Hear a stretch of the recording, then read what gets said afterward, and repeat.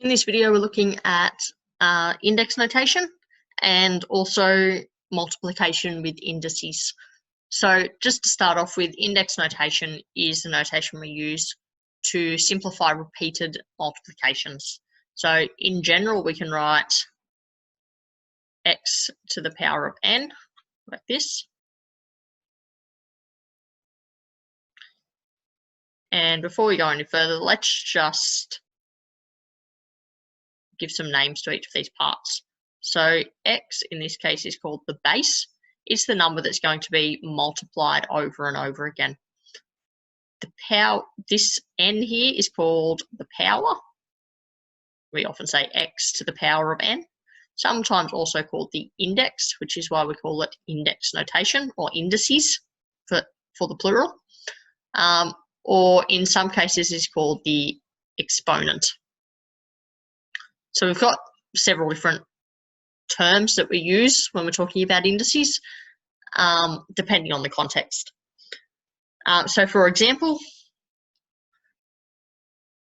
if I wanted to write x times x times x times x, I can simplify that to x to the power of 4. If I wanted to write 3 times 3 times 3 times 3 times 3, I can write that more simply as 3 to the power of 5. I'm multiplying 3 by itself 5 times. Similarly, 2 times 2 times 2, we can write as 2 cubed. Cubed is just the special name we use for the power of 3. Squared is the power of 2. So 4 squared is 4 times 4.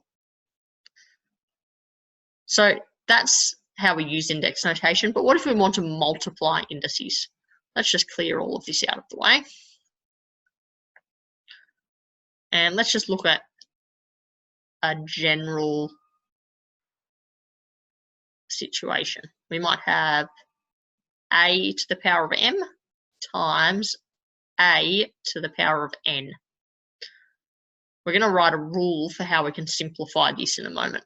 So the important thing to notice before we move on is that both of these terms, a to the power of m and a to the power of n, have the same base. And that's what's going to allow us to simplify some of our expressions. So we're going to start with an example, and then we'll go back to a generalized rule for how we can do this. Let's look at an example such as 3 squared times 3 cubed. Now, 3 squared, we know we could write as 3 times 3. We also know that we could write 3 cubed as 3 times 3 times 3. So really this statement is saying do 3 times 3 and then multiply it by 3 times 3 times 3. So if we just look at this statement here, then we're doing 3 times by itself 5 times. So going back to our original question, we can say that this is the same as 3 to the power of 5. Now, how do we get that 5 from these original powers without having to expand that out? We'll have another look at another example, and then we might be able to see the pattern more clearly. So we'll do 5 squared times 5 to the power of 4. Now again, we could split this up. 5 squared is 5 times 5. 5 to the power of 4. 5 times 5 times 5 times 5. We're multiplying those things together. If we simplify this, we're multiplying 5 by itself. So it's the base. And we're doing it 1, 2, 3, 4, 5, 6 times. So going back to our original problem, all I did to get that power was I added up how many 5s I was doing. And the number of 5s that I was multiplying came from how many 5s were in each of the powers. So to get 5 to the power of 6, I'm going to do 5 to the power of 2 plus 4, because we're doing it 2 times here. We're multiplying it 4 times here.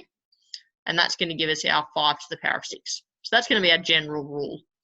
if we have two expressions or two terms that have the same base and they could have the same or different powers, then to simplify or to write that more simply, we keep the base and we add the powers.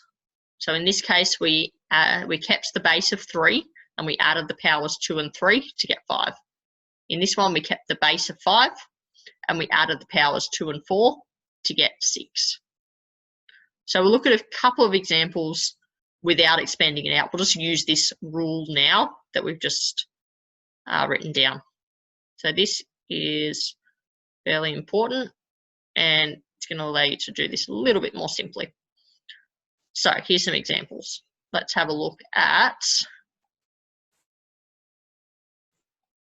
a cubed times a to the power of 5.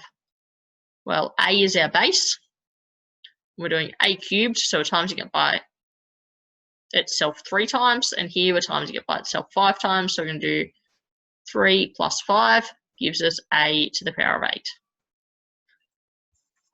How about a squared b cubed times a cubed b? This one has 2 different bases, but the bases are repeating. So we'll look at the a's on their own to start with. We're going to do a to the power of 2 plus 3, which will give us 5. And then we'll look at the b's. The b's have a power of 3, and there's just a plain b here, which you can think of as having a power of 1. So we're going to do 3 plus 1 to get b to the power of 4.